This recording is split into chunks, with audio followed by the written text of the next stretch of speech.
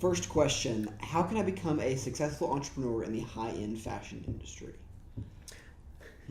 Well, I mean, first you have to break into the fashion industry itself. You Mm-hmm. can't go from doing nothing to being an entrepreneur that's in the high fashion industry. Yeah. Creating a high-end fashion brand is not as simple as creating any other kind of fashion brand. Yeah. Like you're competing against Prada, Gucci. Like you're competing against so many huge names that you Yeah. can't just say I am now high-end fashion. And designers within those names. So I mean, like when you think about the honor it is to be the lead designer of Gucci.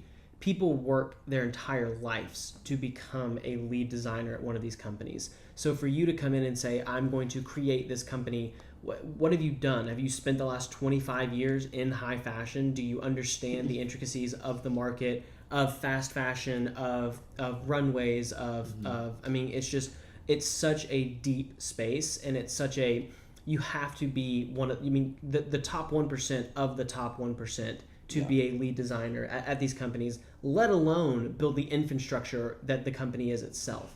And I think the other thing, I think the wrong question is being asked here. I think you may want to look into how do I break into the fashion industry itself, because you can't necessarily just one day flip a switch and decide to be an entrepreneur and be a high end fashion entrepreneur. Yeah, I mean, people just want it too fast. Good things take time, and like a buddy of mine, Justin, he owns Wolf and Shepherd. He worked at Adidas and Nike within their product development teams, learning how to build shoes. This dude, both of his parents are Olympians. His family is well off. He could have gone and started a shoe company, right out of college. He was a decathlete at Notre Dame. He knew shoes. He spent 5 years learning from the best, and then started Wolf and Shepherd, which is the outside of a shoe is a dress shoe. The inside of the shoe is an athletic shoe. He had a guy run a marathon and beat the 4.5 hour mark in a marathon in his dress shoes.